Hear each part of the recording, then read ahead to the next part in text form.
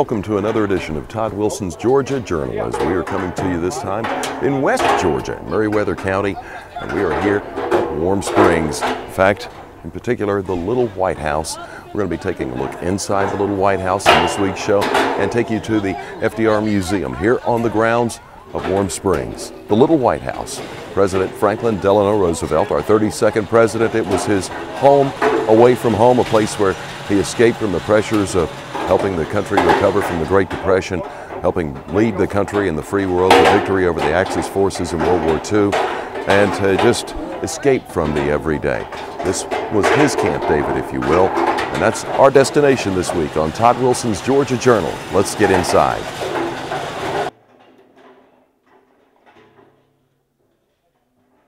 The featured site, the Little White House, was first built for Roosevelt in 1932, some 8 years after he first began coming to West Georgia. The home has been preserved as it was when the late president lived here.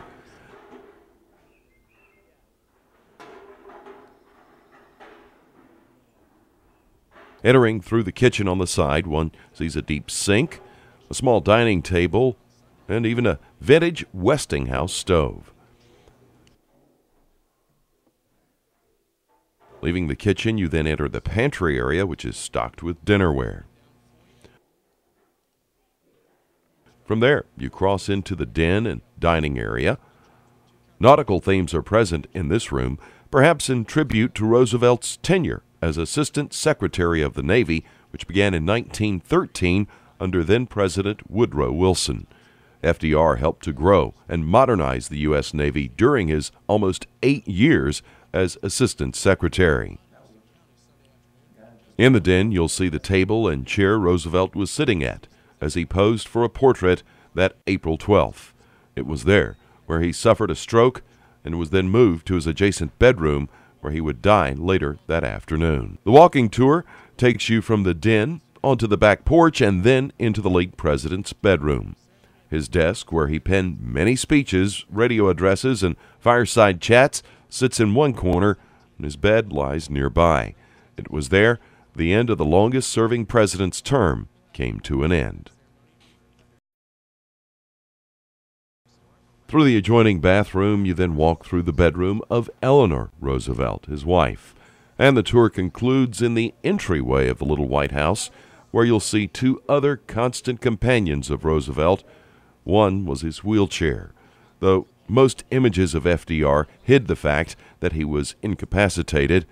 Now the other is a statue of Falla. His full name, given by Roosevelt, was Murray, the Outlaw of Falla Hill. Now, Falla happened to be a gift to the president in 1940 and was never far from FDR's side. Beyond the Little White House, you'll find servants' quarters and a small guest house. As the president's home away from home, it was still secure. As you see, Marine Corps guard post here, just across the way, a Secret Service guard post for the Little White House, which you see behind me. It was a retreat. Modern days, the retreat for the president is Camp David, but FDR found his solace right here in Georgia at Warm Springs.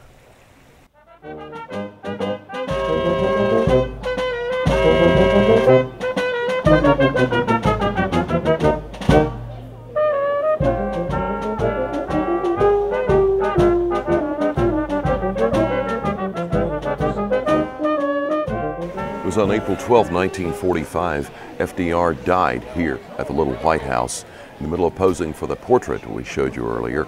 Now, on each year, on the 12th of April, the Georgia State Park Service gets together and has a memorial service to pay tribute to the late president. And as you see, a lot of folks gathering here today just ahead of such ceremonies. This year's 67th annual memorial service included music from the U.S. Army's Maneuver Center of Excellence Band from Fort Benning. Thank you for your many years of service. The United States Marine Corps Color Guard from the Logistics Base in Albany. And thank you, Ross, for the introduction. And inspiring remarks from Scott Rigsby and retired U.S. Army General Larry R. Ellis. And I know it feels a little chilly. The only limit to our realization of tomorrow will be our doubt of today. Let us move forward with strong and active faith, and this end of the quote. The rest of my remarks, I want to push them toward these folks sitting out here to my right and the other wounded warriors and veterans. These days, tens of thousands of wounded warriors and military families have been devastated, not by the crippling disease of polio, like FDR was, but from the ensuing disorders such as TBI, new terms for us, PTSD, and divorce rates that afflict the overall well-being of the person.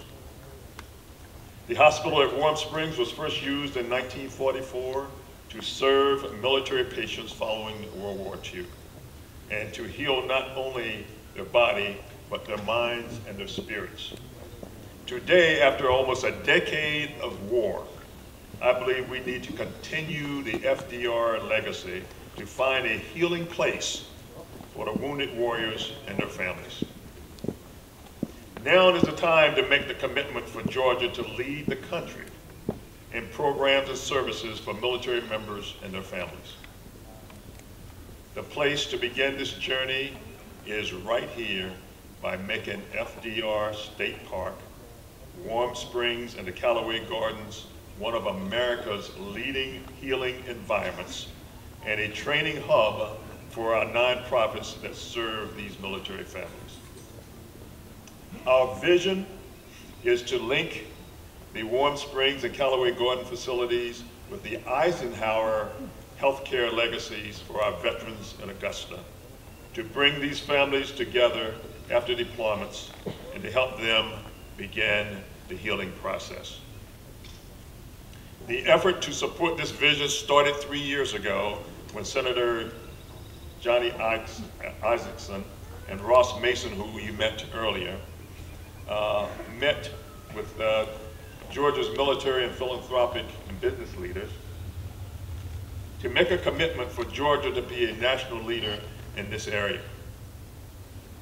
The group determined that Georgia should develop a comprehensive strategy to address the issues. As a result, a survey was conducted of over 4,000 Georgia military families. The survey revealed their #1 need was for a safe environment to decompress from the stresses of combat and re-engage with their families before they re-enter society. That was their #1 need. The Georgia Warrior Alliance was created to address these needs. As a start, last year, 6 camps were held with over 300 families at Warm Springs right here, focused on suicide prevention, family health, and vocational and educational transitions. The Alliance has identified more than 360 nonprofits within the metro Atlanta perimeter and more than 22,000 nationwide serving military families in need. More of our visit to Warm Springs and the Little White House continues after these messages on Todd Wilson's Georgia Journal.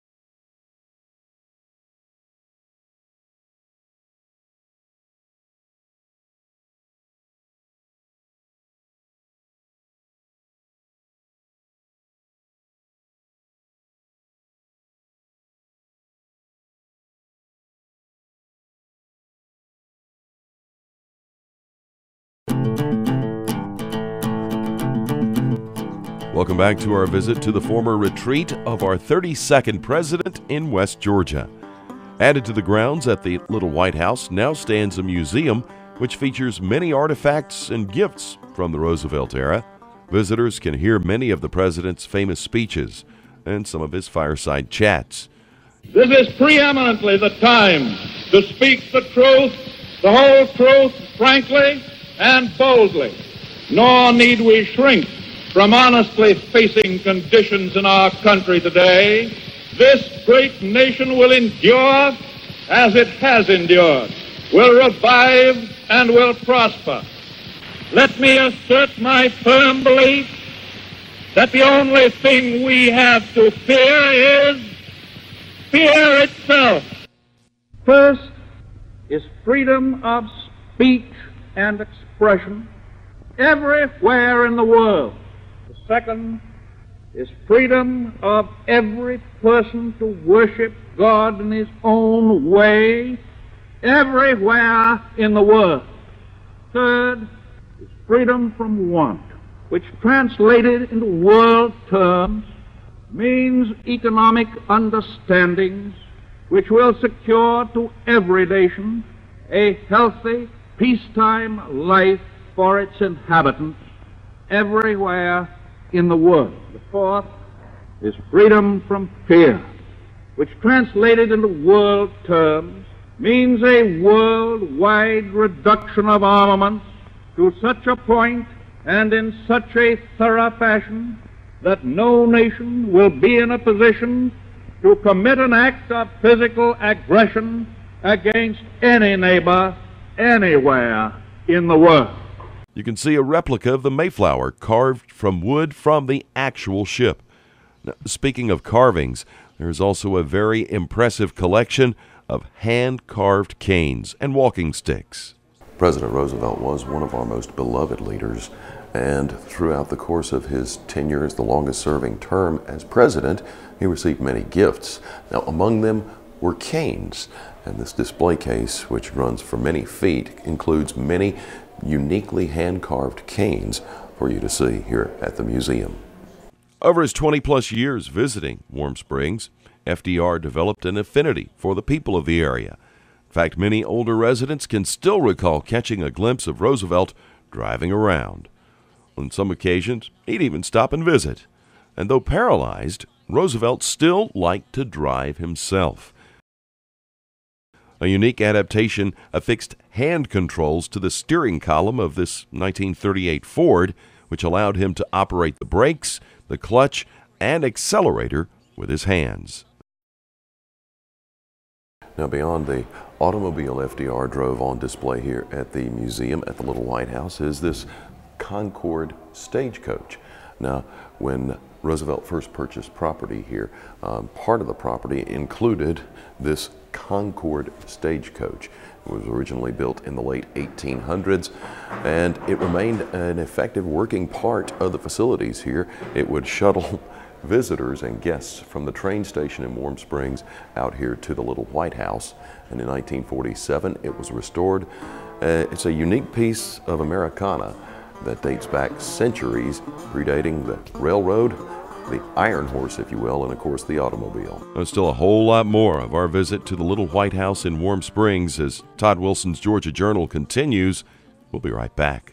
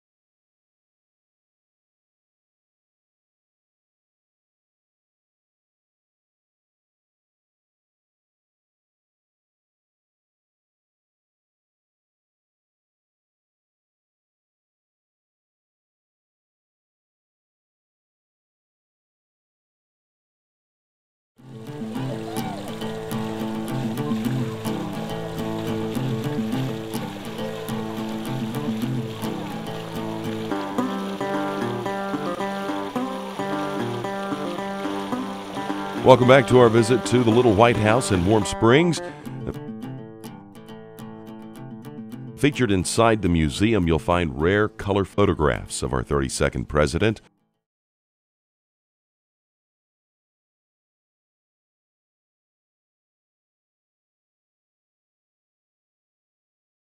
Other memorabilia shows the more personal side of FDR, from his shaving kit,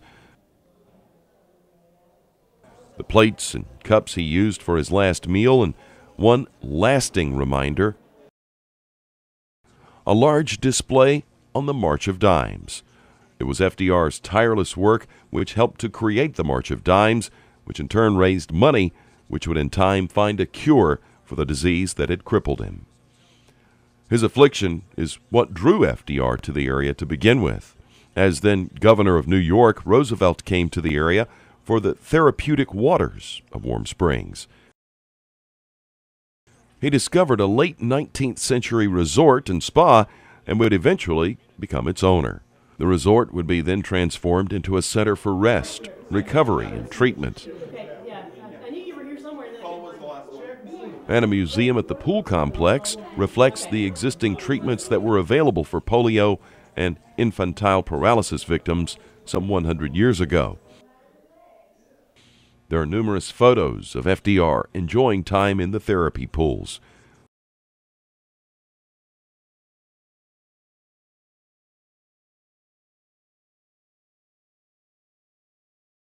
One shot even shows his emaciated legs. And that was an image that he kept hidden from the people.